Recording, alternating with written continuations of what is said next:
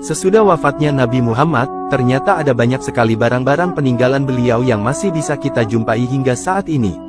Di antaranya ada jubah, pedang, helai rambut janggut, patahan gigi dan lain-lain. Barang-barang peninggalan sejarah ini sekarang telah dimuseumkan dengan baik. Barang-barang tersebut telah menjadi saksi bisu atas perjuangan Nabi Muhammad dalam menegakkan ajaran Islam.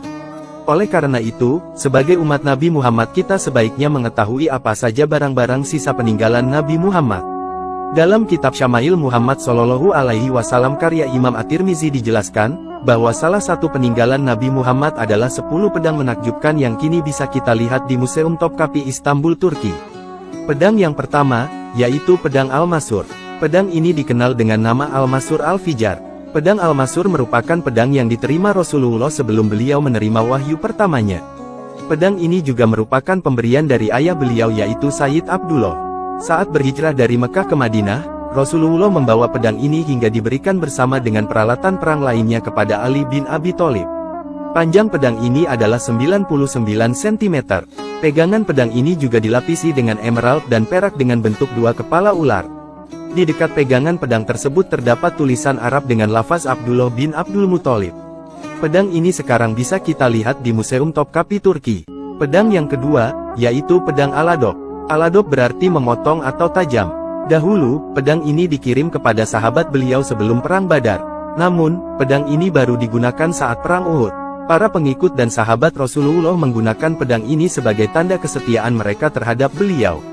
Kini, pedang alat bisa dilihat di Masjid Hussein Kairo, Mesir. Pedang yang ketiga, yaitu pedang dua Al-Faqor. Pedang ini merupakan harta rampasan Rasulullah saat perang Badar. Beliau memberikan pedang ini kepada Ali bin Abu Thalib. Kemudian, Ali bin Abi Thalib lantas mengembalikan pedang ini kepada beliau dengan berlumurkan darah saat perang Uhud. Pegangan pedang ini berwarna hitam dengan dua ujung pedang. Pedang yang keempat, yaitu pedang Al-Batar. Pedang Al-Batar merupakan barang rampasan dari Banu Konako. Pedang ini disebut sebagai pedangnya para nabi. Di dalam pedang ini, terdapat juga ukiran Arab yang bertuliskan Nabi Daud alaihi salam, Nabi Sulaiman alaihi salam, Nabi Musa alaihi salam, Nabi Harun alaihi salam, Nabi Yusuf alaihi salam, Nabi Zakaria alaihi salam, Nabi Yahya alaihi salam, Nabi Isa alaihi salam, dan Nabi Muhammad Shallallahu Alaihi Wasallam. Di dalam pedang ini juga terdapat gambar Nabi Daud ketika memotong kepala Goliat, yaitu orang yang memiliki pedang ini lebih dulu. Pedang yang kelima, yaitu pedang Hatef. Pedang ini merupakan barang rampasan dari Banu Konako. Awal mulanya, pedang ini dibuat oleh Nabi Daud alaihi salam. Bentuk dari pedang ini menyerupai pedang Al-Batar, hanya bedanya pedang ini lebih besar. Panjang mata pedang ini mencapai 112 cm dengan lebar 8 cm.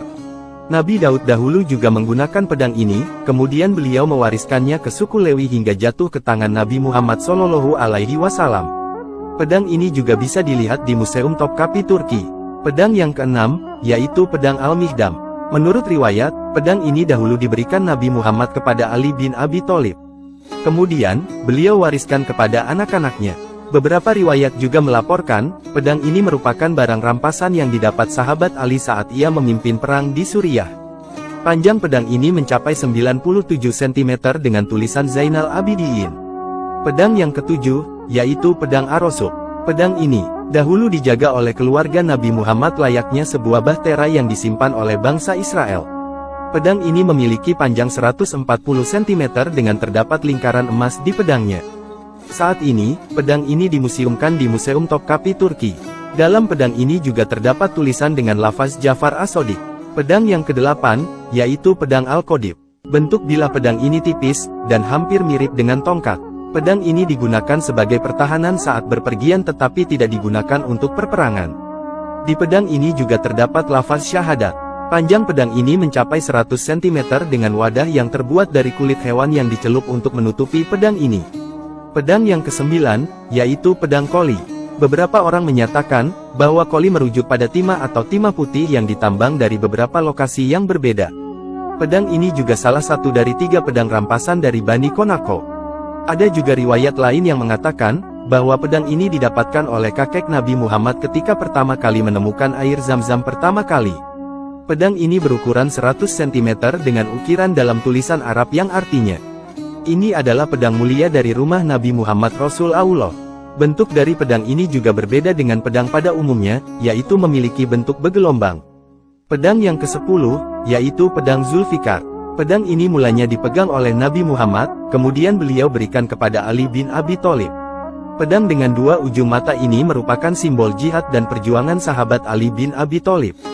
Sewaktu perang Uhud, Ali bin Abi Thalib lah orang yang paling gigih mempertahankan Nabi Muhammad.